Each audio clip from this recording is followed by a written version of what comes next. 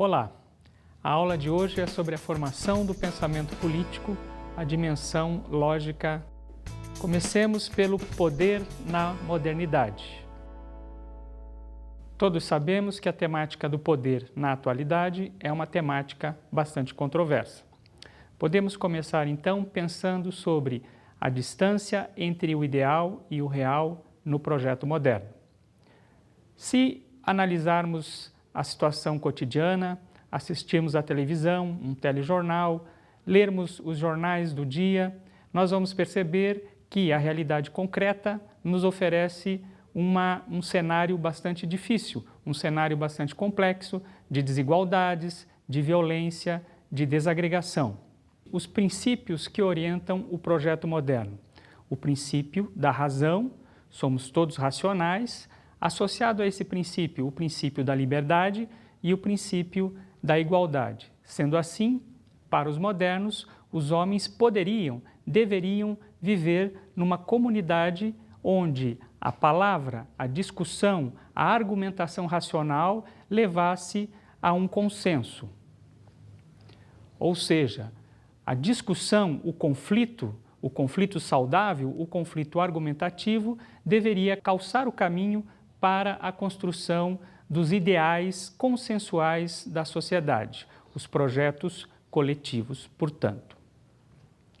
É importante perceber que uma sociedade democrática não é uma sociedade sem conflito. Muito ao contrário, uma sociedade sem conflito é uma sociedade autoritária, uma sociedade totalitária. Ocorre que o conflito na sociedade democrática é esse conflito saudável, esse conflito de argumentação, esse debate que deve conduzir a um consenso. Podemos mencionar um exemplo de uma sociedade autoritária onde a dissidência, o conflito, a divergência não era aceita.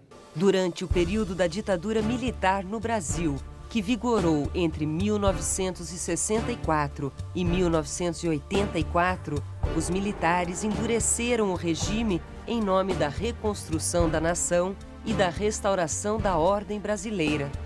Aos opositores, além da repressão e das consequências, um recado foi enviado por meio do slogan publicitário: Brasil, ame-o ou deixe-o.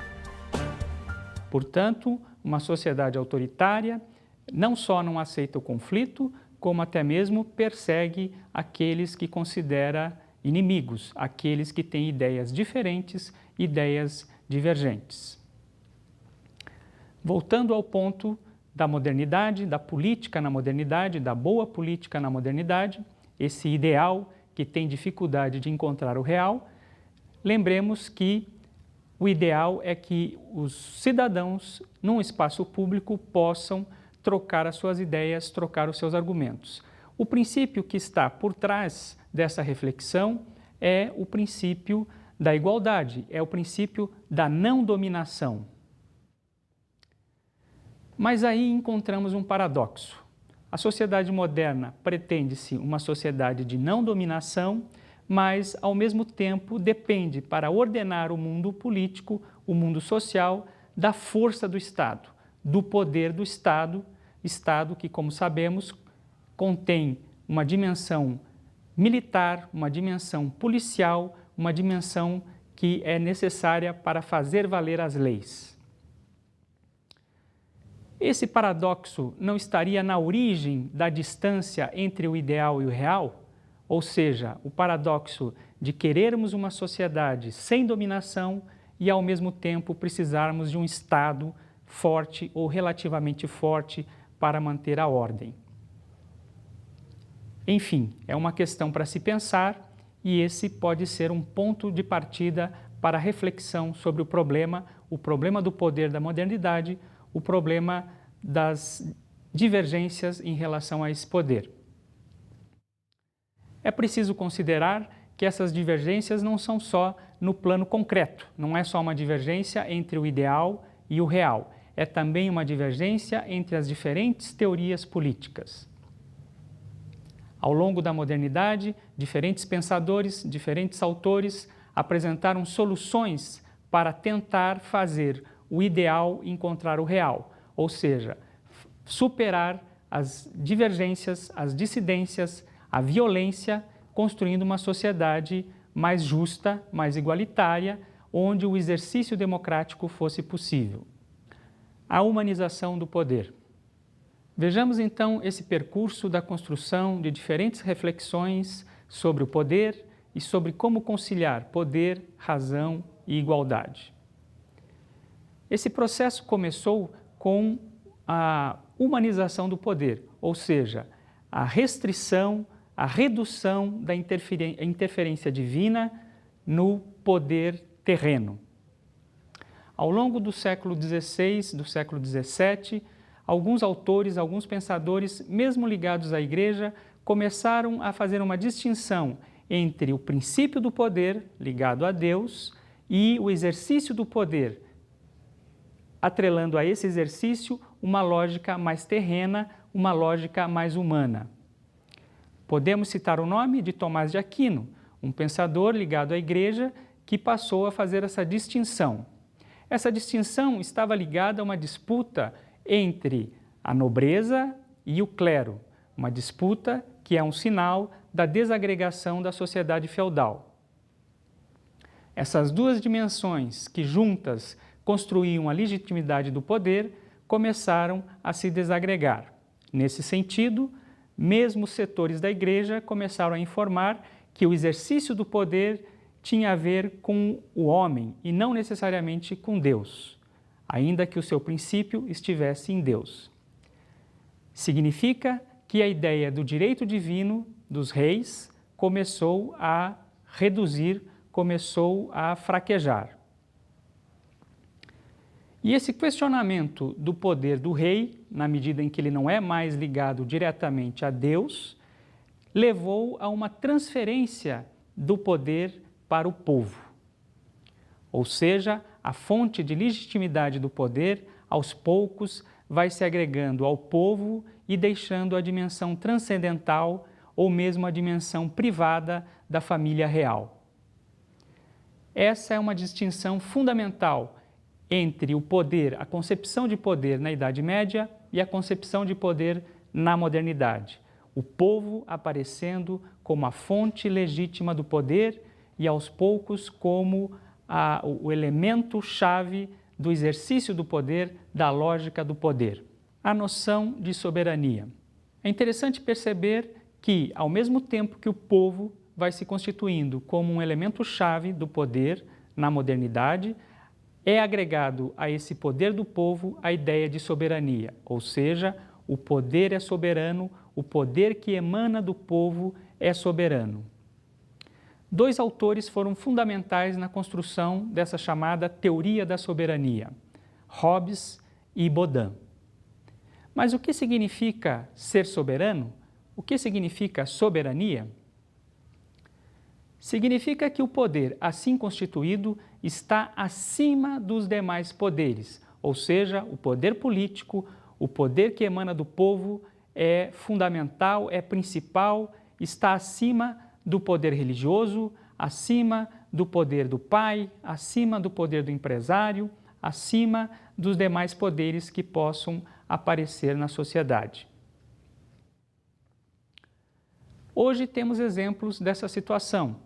Sabemos, por exemplo, que o Estado tem um poder sobre os nossos filhos, sobre as crianças. Um pai não pode fazer o que bem entende com seu filho, sob pena de perder o pátrio poder para o Estado. Sendo assim, pai, mãe ou qualquer responsável pela criança não tem o poder de dispor dela como bem entender. O Estado, que é o poder soberano, tem a prerrogativa, tem os direitos sobre a infância e pode transferir esse poder de um para outro, desde que o faça dentro da lei, desde que o faça dentro da legalidade, dentro das regras que foram constituídas pelo conjunto da população, ou seja, pelo conjunto dos indivíduos que formam o corpo político. Esta é a concepção de soberania. Vejamos um depoimento que torna clara essa ideia de poder soberano. O Conselho Tutelar é um órgão autônomo, permanente, que atua na garantia dos direitos das crianças e adolescentes. Referente aos direitos básicos da criança e do adolescente, né, os seus direitos fundamentais, a educação, ao esporte, ao lazer, ao respeito, à dignidade, quando ele é violado nos seus direitos, aí entra a intervenção do Conselho Tutelar. O artigo 23 do Estatuto da Criança e do Adolescente, ele diz que a falta ou carência dos recursos materiais, ele por si próprio não dá o direito do Conselho estar interferindo. Nós temos sim aí entrar com uma promoção para que a gente possa, junto a essa família, garantir os direitos que estão sendo violados. Que o Conselho ele não vai lá simplesmente e tirar a criança. Não, o Conselho tem como puro objetivo, e é da sua atribuição, da sua função, do seu papel, promover essa família. Porque senão nós estaríamos violando novamente um direito dessa criança. E nós temos que garantir esse direito. É o direito dessa criança, sim. É o direito desta mãe, deste pai, que o Estado venha interferir e buscar promovê-la para que ela continue dando e garantindo o direito do seu filho, da sua filha. Esse poder absoluto, portanto, é um poder vertical, um poder que desce da dimensão política sobre a dimensão social. Esse poder, desde o princípio, tem algumas características fundamentais. Ele é um poder concentrado, ele é um poder indivisível, ele é um poder inalienável e ele é um poder imprescritível.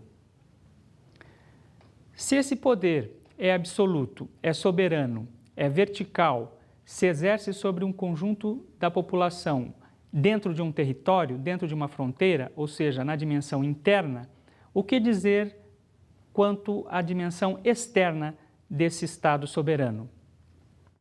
Ou seja, a relação entre os Estados nacionais. Nesse aspecto, esse poder soberano tem que ser igualitário, ou seja, cada Estado nacional é soberano e a relação entre eles tem que ser uma relação de igualdade.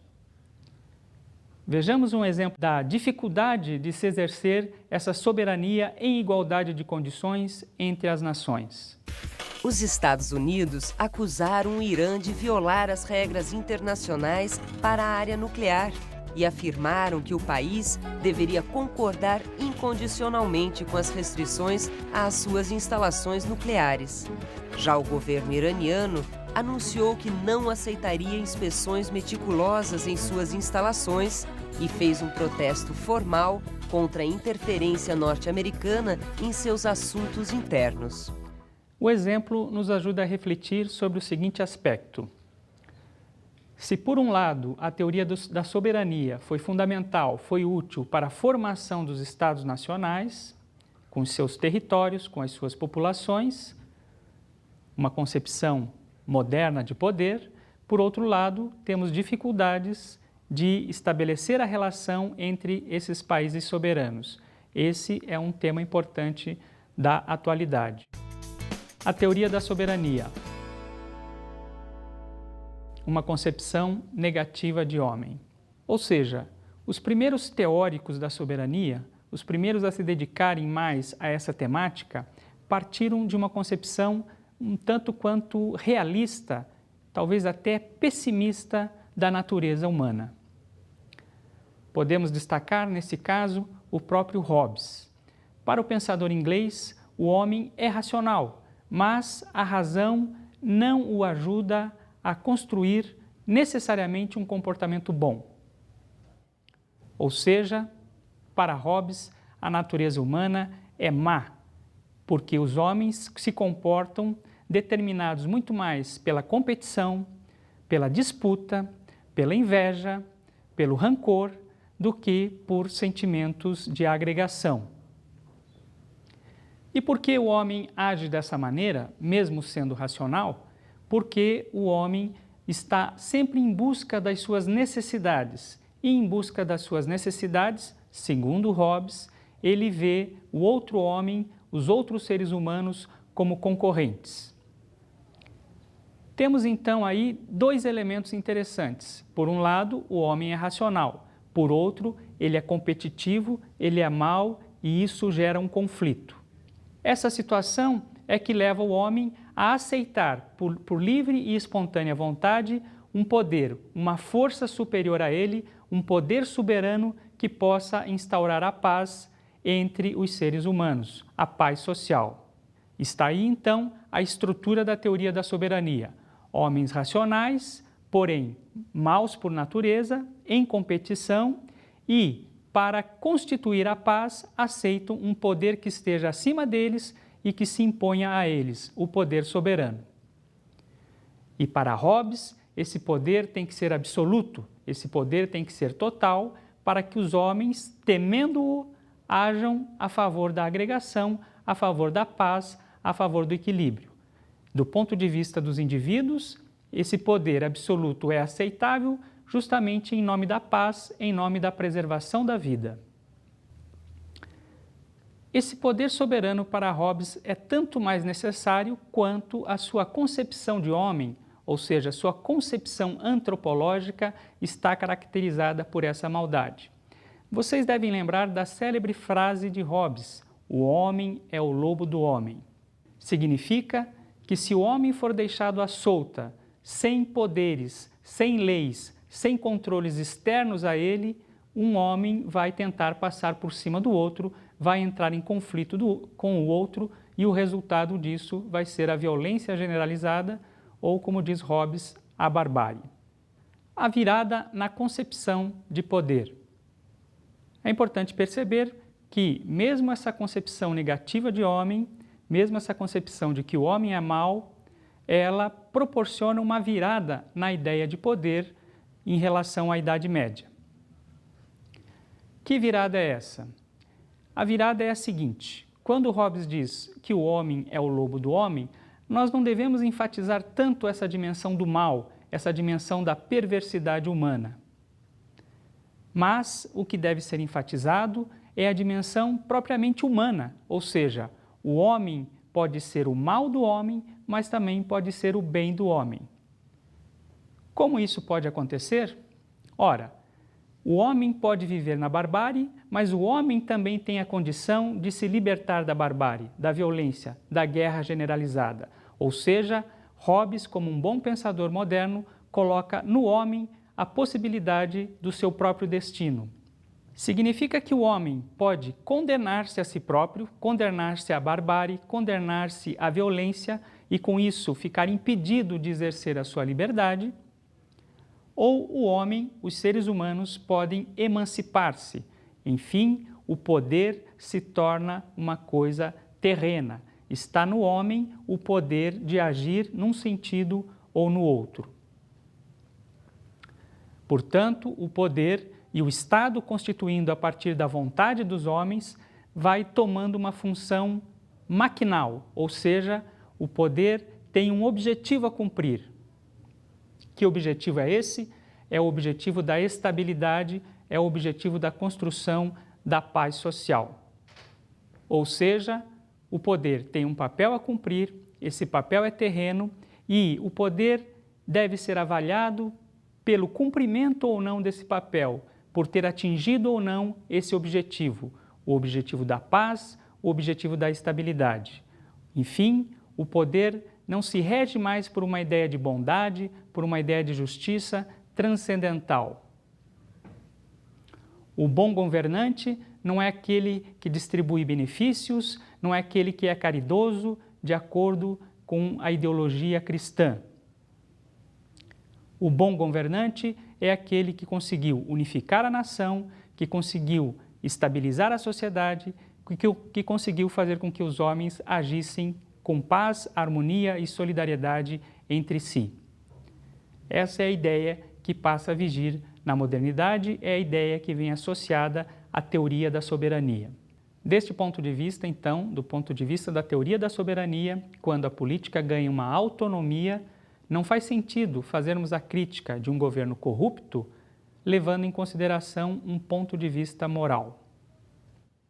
Ou seja, é claro que a corrupção é imoral e todos nós concordamos, mas, do ponto de vista da teoria da soberania, quando o Estado tem uma função e tem uma lógica própria, é muito mais eficaz, muito mais importante fazer a crítica da corrupção pela possibilidade dela gerar instabilidade, dela gerar desordem e, o mais importante, porque o governo, através da política, não cumpre o seu papel fundamental. Qual é? Sendo corrupto, o governo não cumpre com o atingimento do bem comum. O poder soberano existe para cumprir o bem comum. Essa é uma ideia central da teoria da soberania. Vejamos agora alguns aspectos da engenharia hobbesiana. Hobbes, na construção da sua reflexão sobre o poder, usou um artifício, lançou mão da imaginação, ou seja, Hobbes se pôs a pensar como teria sido a relação entre os homens lá atrás, antes do advento da sociedade, antes do advento do Estado.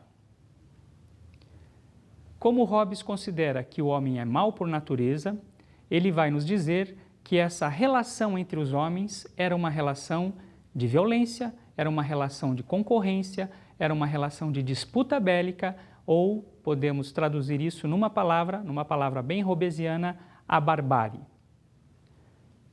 Então, o estado de natureza, que é como Hobbes chama essa situação anterior à sociedade, era uma situação de guerra de todos contra todos. E, para escapar dessa situação, os homens utilizam da razão, da condição de igualdade e da sua liberdade para estabelecer um pacto, o pacto social.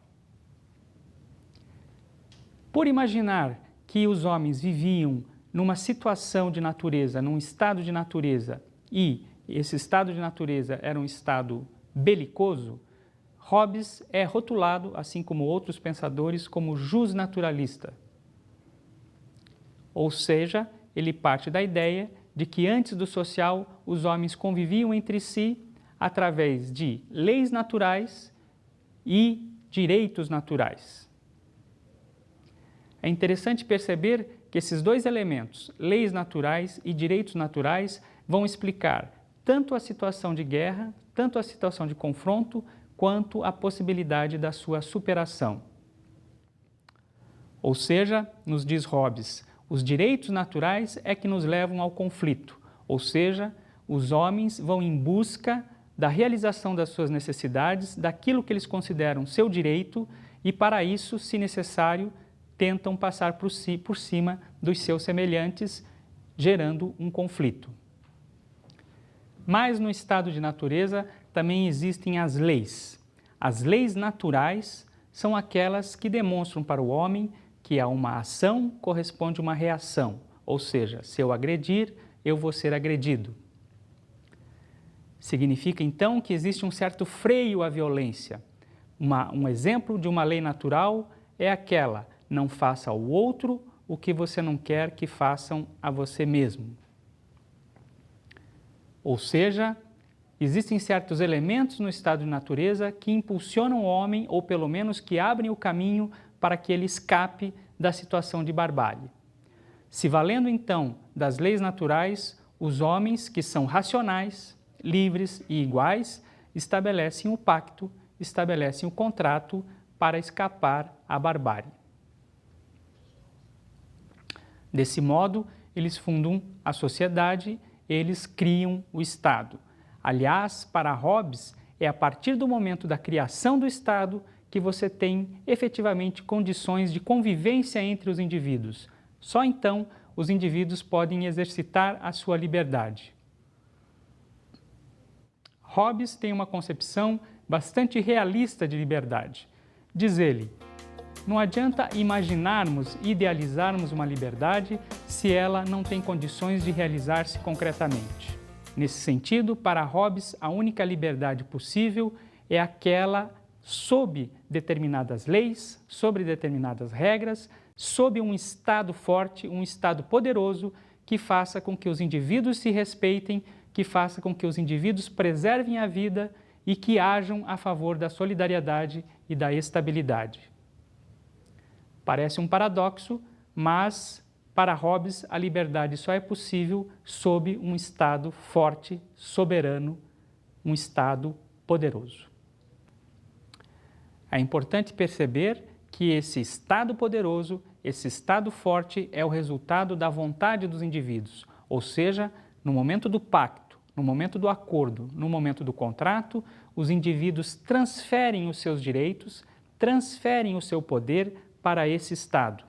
Trata-se então de uma transferência, de uma alienação de poder, mas uma alienação consentida. Hobbes, então, como um pensador moderno, considera que este é o fundamento do poder, o fundamento racional do poder, ou seja, o poder é legítimo, o poder do Estado está legitimado se os cidadãos consentem com o exercício desse poder.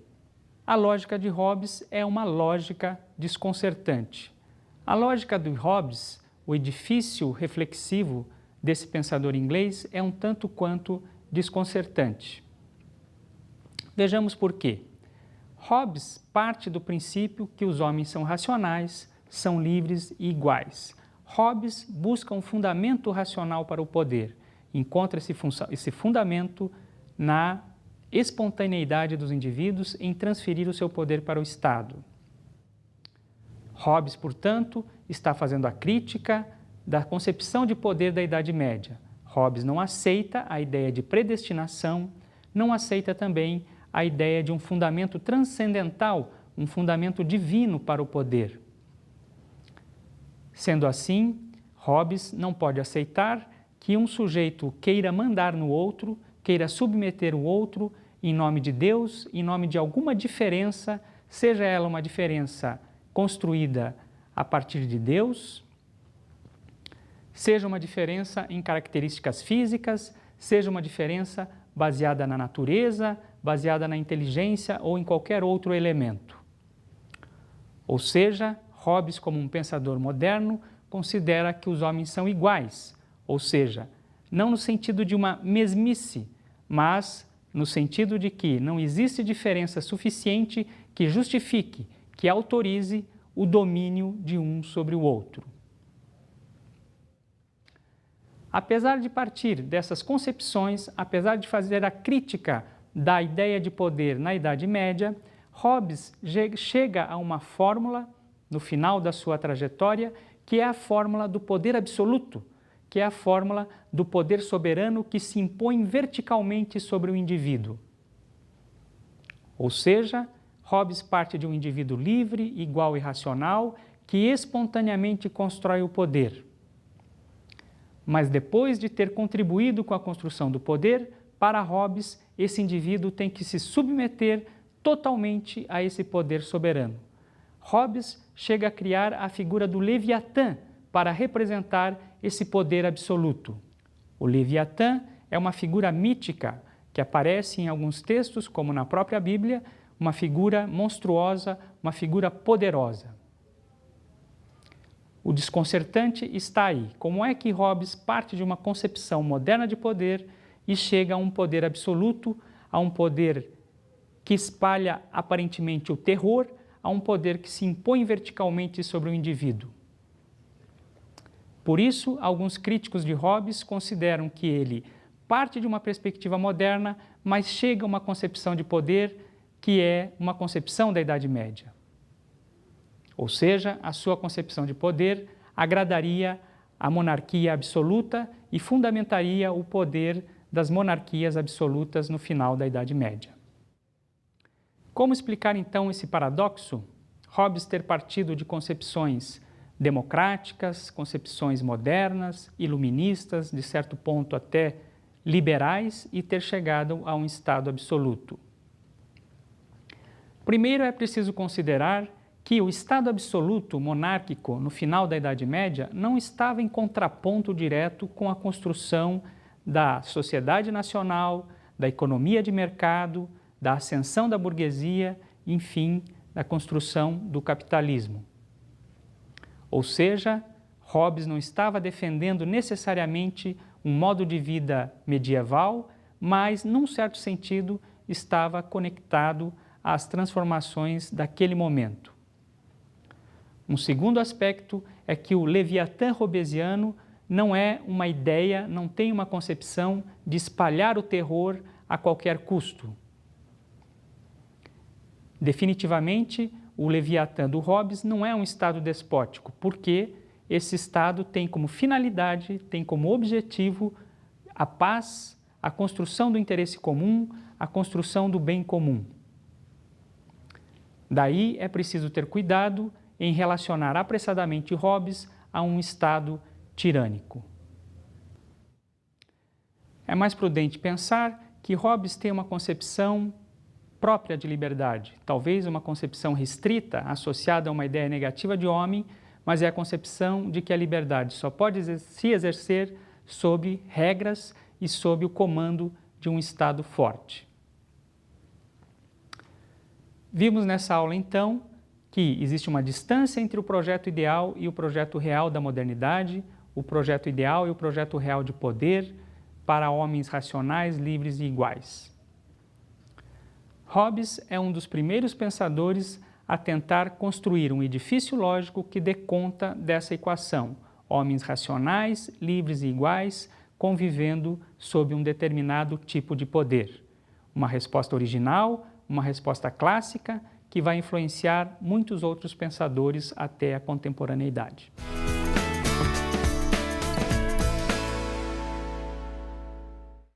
Como dica de estudo, deixo para vocês o livro do Gerard Lebrun, O que é Poder, editado pela Brasiliense.